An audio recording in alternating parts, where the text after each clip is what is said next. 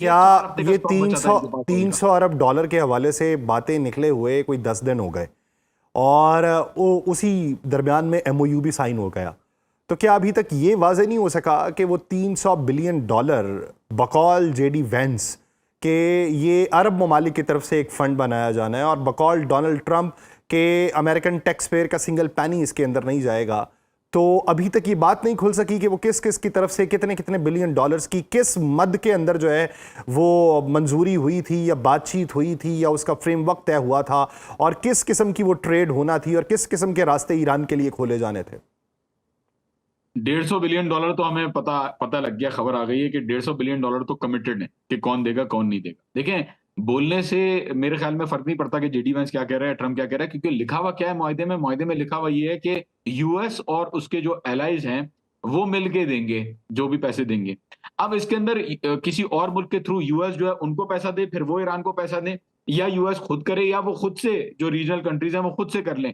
इसके ऊपर जाहिर है कोई भी सेटअप जो है इस वक्त समझ में नहीं आ रहा कि एग्जैक्टली वो तरीका क्या होगा। आप ये देखें ना कि फ्रोजन एसेट्स के जो ये 12 अरब डॉलर हैं, उनके ऊपर फैसला नहीं हो पा रहा कि गंदम आएगी कौन आएगा। तो ये 300 अरब डॉलर के ऊपर किस तरीके से फैसला करेंगे कि कहाँ लगेगा कैसे लगेगा। हाँ, हमें ये जरूर पता है कि रिकंस्ट्रक्शन फंड है, ये कोई इन्वेस्टमेंट नहीं है। मुआहदे के अंदर लिखा हुआ है कि ये रिकंस्ट्रक्शन का पैसा है। वो रिकंस्ट्रक्शन की मद में किस तरीके से आएगा, कौन सी कंपनीज उसमें काम करेंगी, क्या इन्वेस्टमेंट होगी, एग्जैक्टली किस तरीके की शक्ल होगी, ये किसी को भी नहीं पता। इसीलिए मैं कह रहा हूं इस मरहले में जाने के लिए पेचीदगियां बहुत हैं। इंशाल्लाह उम्मीद यही है कि ये पूरा हो जाए। लेकिन मुआहदा हो गया, इस्लामाबाद एमओयू हो गया, ये बहुत बड़ी कामयाबी है। और आगे कुछ हो ना हो, अभी यूएस जो है वो फंस चुका है और यूएस जो है वो हार चुका है, क्योंकि ऑयल वेवर जो है वो दे दिए हैं उसने। फ्रोजन एसेट्स वो रिलीज कर रहा है। लबनान और तमाम जगहों पे महाजों पे जंग बंद हो गई है। एंड आई थिंक यही काफी है, और इंशाल्लाह अगर आगे जो होता है वो एक्स्ट्रा होगा, बोनस होगा, मेरे ख्याल में हो जाए तो बहुत ही अच्छा है। लेकिन मुश्किलात बहरहाल यासिर बहुत सारी हैं इसके अंदर। अच्छा, ये बताइए कि अपनी ऑयल प्रोडक्शन के अंदर किस हद तक इजाफा ईरान कर चुका या कर रहा है। माजी में अगर देखा जाए तो कैपेसिटी बहुत कम रखी गई थी, फिर शैडो फ्लीट्स के ज़रिए जो जो कुछ होता रहा उसमें भी कैपेसिटी को उस सतह तक इन्हेंस नहीं किया गया, और फिर पाकिस्तान के साथ जो मामलात थे कि एक वक्त के अंदर स्मगलिंग ऑयल जिस मिकदार के अंदर आता था वो कम होके अब उससे 3 गुना कमी की सतह पर आ चुकी है। तो अभी जब सैंक्शंस हटी हैं तो ऑयल प्रोडक्शन के अंदर किस हद तक इजाफा मुतवक्के है, और इस ज़मन के अंदर कौन से नए एग्रीमेंट्स किन ममालिक के साथ मुतवक्के हैं। देखिए, ऑयल प्रोडक्शन की जहां तक बात है, 170 मिलियन बैरल्स का ऑर्डर तो ईरान को ऑलरेडी मिल चुका है। ये तो हमें बता दिया, ऑयल ऑयल की जो मिनिस्ट्री है उसने बता दिया कि 170 मिलियन बैरल्स की जो डिमांड है वो तो जनरेट हो गई है। हम्म। जहां तक बात रही कैपेसिटी की, बिल्कुल शैडो फ्लीट के अंदर बहुत सारी फ्लीट ऐसी थी जो बाहर थी नेवल ब्लॉकेड के, जिसके थ्रू ईरान की ऑयल सेल हो रही थी उस वक्त भी। और बहुत सारी फ्लीट ऐसी थी जो ईरान से ब्लॉकेड को पार करती हुई पाकिस्तान के, for example international maritime borders के जो पीछे पाकिस्तान का बॉर्डर है उसके साथ लगती हुई और इंडिया के बॉर्डर से लगती हुई अपना तेल जो है वो बेच रही थी। जस्ट के अंदर और खार के अंदर आज तक प्रोडक्शन रुकी नहीं है, प्रोडक्शन चल रही है। हाँ, बिल्कुल आप सही कह रहे हैं कि उसको किसी हद तक स्लो करने की रिपोर्ट्स आ रही थी, लेकिन उसमें भी ईरान क्या कर रहा था, ईरान उस ऑयल को अपने डोमेस्टिक यूज के लिए भी कर रहा था और अपनी जो डिफरेंट पेट्रोकेमिकल प्रोडक्ट्स हैं उसके लिए भी इस्तेमाल कर रहा था। अब अगर बात करें सिचुएशन की, तो आधा तेल ईरान का जो स्टोरेज में था वो तो बिक चुका है ऑलरेडी। इस वक्त जब मैं आपसे बात कर रहा हूं, आधा तेल तो इस वक्त बिक चुका है, और बाकी जो है उसको बेचने के लिए अभी तेजी से अभी दिन ही कितने हुए हैं। तो आई थिंक प्रोडक्शन को रैंप अप करना इतना ज्यादा आसान नहीं है, लेकिन भारत प्रोडक्शन रैंप अप होगी, क्योंकि उसके अंदर टाइम भी लगता है उसके उसको उसको बढ़ाने में। लेकिन आई थिंक उसको बढ़ाया जाएगा, क्योंकि प्रोजेक्शन ये है कि 60 दिन तक तो कम से कम ये मामला पक्का चलेगा कि ईरान को वेवर मिलेगा। उसके बाद क्या होता है, उसकी भी एक्सपेक्टेशन ये है कि क्योंकि मुआहदा आगे खिंचेगा तो उसके अंदर भी वेवर की जरूरत होगी, क्योंकि जाहिर है एमओयू में लिखा हुआ है कि वेवर मिलेगा जब तक फाइनल डील नहीं होती। तो आई थिंक तब तक भी ये मामला चलेगा, और ईरान इस चीज की एक्सपेक्टेशन कर रहा है कि दोबारा चीजें स्टेटस को में जो है वो चली जाएंगी और उस तरीके की नहीं रहेंगी जैसे पहले थी। तो आई थिंक के इसके अंदर ऑयल प्रोडक्शन जो पाकिस्तान, आपने बॉर्डर का जिक्र किया, बड़ी अच्छी बात की।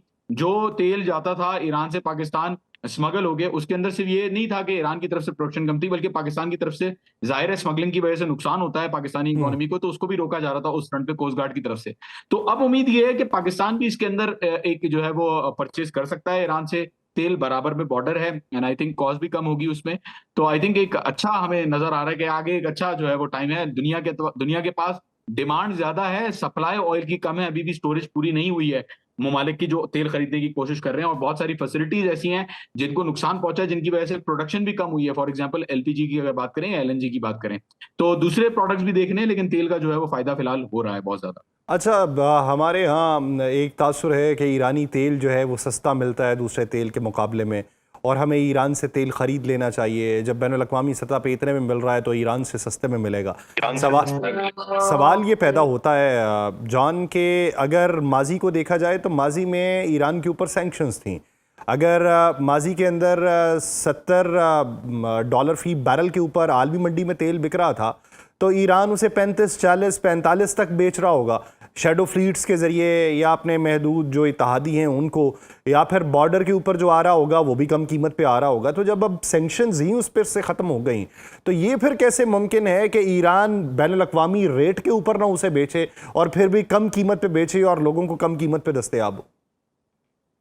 बहुत अच्छा जवाब है इसका। जब पहली दफा कोई दुकान पे आता है ना या सिर, तो उसको डिस्काउंट मिलता है। और जो जो ममालिक पहले ट्रेड नहीं करते थे और वो ट्रेड करने की करेंगे, ईरान अभी देखें, ईरान को पता है कि आगे ऐसी पोजीशन आ सकती है कि दोबारा जंग में जा सकते हैं, तो ईरान के पास भी इंसेंटिव है कि वो कंपेटिटिव रेट्स बना के रखे, और जो एज है वो अपना बनाए नई मार्केट को एक्सप्लोर करने के लिए। और मेरे ख्याल में ये जो है वो ईरान की ना सिर्फ मार्केट के हिसाब से रेट तय करने की बात है, बल्कि जो लॉजिस्टिकल कॉस्ट है वो उसका बहुत बड़ा हिस्सा है। तेल को मंगवाने में बहुत ज्यादा पैसे यूज होते हैं। जब बल्क टैंकर्स और कैरियर्स आते हैं तो उसके अंदर बहुत ज्यादा कॉस्ट होती है। बराबर में अगर आप तेल मंगवाते हैं तो उसके अंदर कॉस्ट ऑटोमेटिकली डाउन हो जाती है। और अगर आप जो सारे रेट्स अगर मिला के भी लगाएं, तो मेरे ख्याल में 80 रुपए का जो है उसके ऊपर प्रोडक्शन कॉस्ट, 55 रुपए की प्रोडक्शन कॉस्ट है, और अगर ट्रांसफर और सारी चीजें मिला लें तो 80 रुपए की कॉस्ट इसके अंदर आती है। तो मेरे ख्याल में आलमी रेट के हिसाब से बहुत बड़ा फायदा है अगर तेल मंगवाया जाता है। ना सिर्फ ये कि मार्केट में बेचेगा, बल्कि मार्केट रेट के हिसाब से भी बेचे या रिफाइंड में भी बेचे तो भी फायदा है मेरे ख्याल में, अगर ट्रेड होती है तो। अच्छा, आपने 80 रुपए पाकिस्तान पहुंचने के हवाले से जो है वो कैलकुलेशन की है?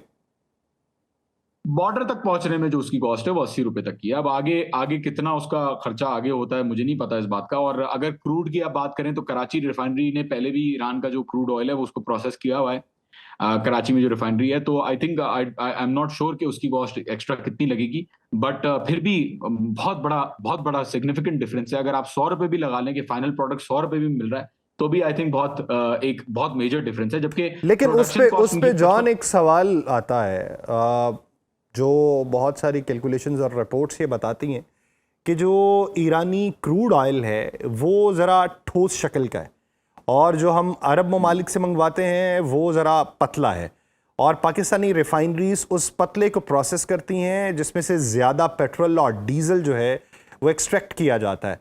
तो ईरानी जो क्रूड ऑयल है वहाँ से 40 या 45% जो है वो फर्नेस ऑयल जो है उसको एक्सट्रैक्ट किया जाता है, कम मिकदार में पेट्रोल होता है।